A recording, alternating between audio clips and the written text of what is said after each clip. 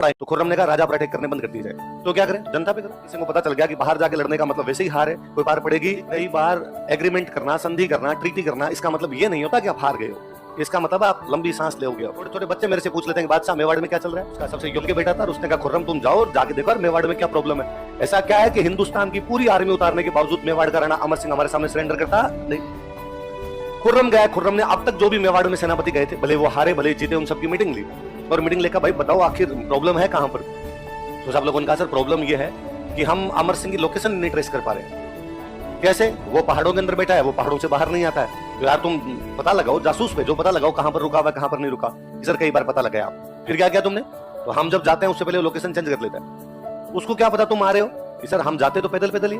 तो जिन गांव से गुजरते हैं उन गांव वालों को पता चलता है मुगलों की आर्मी जा रही है।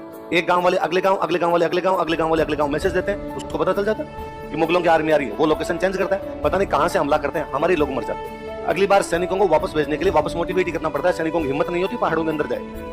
दूसरा, सप्लाई कहां से है सर? हमारी जो भी सप्लाई होती है, यदि सप्लाई लाने वाली जो हमारा अनाज लेके आ रही है वो यदि टुकड़ी छोटी पड़ गई तो गांव वाले लूट लेते हैं उससे। और आप इन किसी गांव में जाके देखो सर, मुगलों के नाम से पानी नहीं पिलाते मेवाड़ वाले।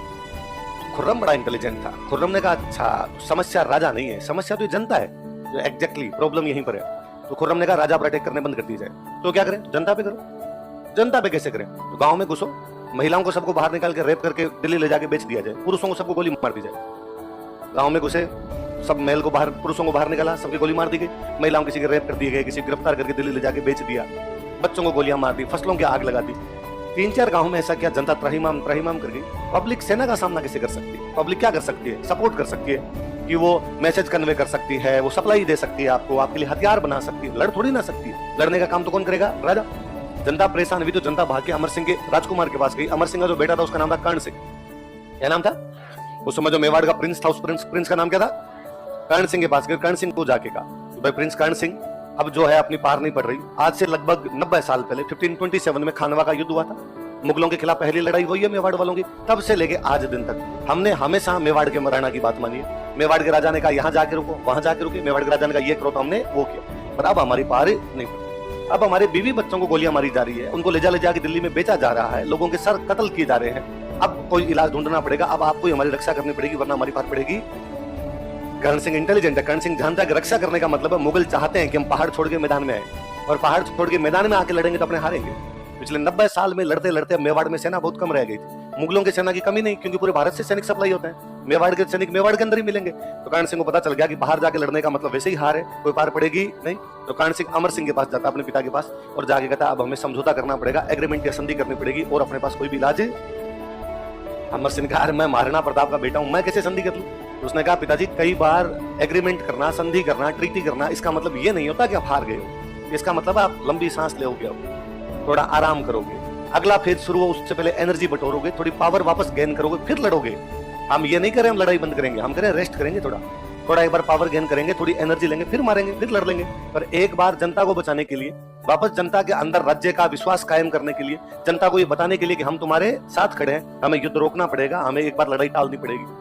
अमर सिंह ने कहा मेरे से तो आज उनका लो, ये पकड़ चाबियां मेवाड़ की, तू जाने तेरा काम, जो करना है तेरे को वो कर ले। तो फिर कर्ण सिंह के हाथ में जैसे पावर आती है, कर्ण सिंह अपने 2 दूत भेजता है खुर्रम से बातचीत करने के लिए। एक का नाम था हरिदास, क्या नाम था? एक का नाम था शुभकर्ण। कौन कौन 2 बंदे बताओ देंगे? किसने भेजे? किससे बातचीत करने के लिए? किससे बातचीत करने के लिए? खुर्रम। ये दोनों गए खुर्रम के पास, उन्होंने खुर्रम को जाकर खुर्रम हम मेवाड़ की तरफ से ट्रीटी का प्रस्ताव लेके आए, संधि का प्रस्ताव लेके आए। खुर्रम ने कहा वेरी गुड, बैठो बैठो, चाय मंगाओ भाई 2 इनके लिए। उसने कहा चाय नहीं सर, पहले हमारी बात सुन लो। उसने कहा बात क्या सुननी है? संधि करना चाहते हो? हाँ, बहस तो डन। अरे आप बात तो सुनो।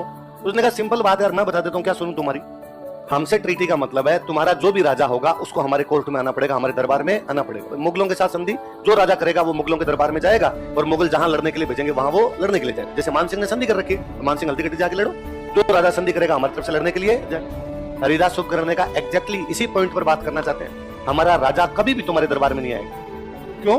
फिर वो संधि क्यों कर रहा है? अरे वो कर ही नहीं रहा संधि, संधि उसका बेटा कर रहा है कर्ण सिंह। तो फिर हमारे दरबार में कौन आएगा? वो राजकुमार कर्ण सिंह आ सकता है, राजा कभी भी दरबार में।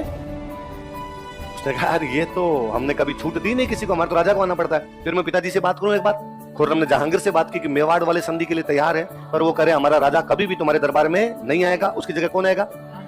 राजकुमार आ सकता है। जहांगीर ने कहा तू साइन कर, फटाफट संधि कर। और पिताजी, उसने कहा पर वर कुछ ही नहीं है, मेरे पे कलंक लगा हुआ है। आता जाता मेरे से पूछ के जाता है, और मेवाड़ में कौन हार के आया? मेरी दारू आराम कर रखी है, मैं शाम को पीने बैठता हूँ, इतने में आगे कोई ना कोई आगे सूचना देता है कि भाई साहब आप मेवाड़ में फिर हार गए। छोटे छोटे बच्चे मेरे से पूछ लेते हैं कि बादशाह मेवाड़ में क्या चल रहा है, प्लीज साइन कर ले बेटे, ताकि मैं आराम से शाम को चिल्ला उठ कर सकूं, मेरे किसी प्रकार की कोई दिक्कत है।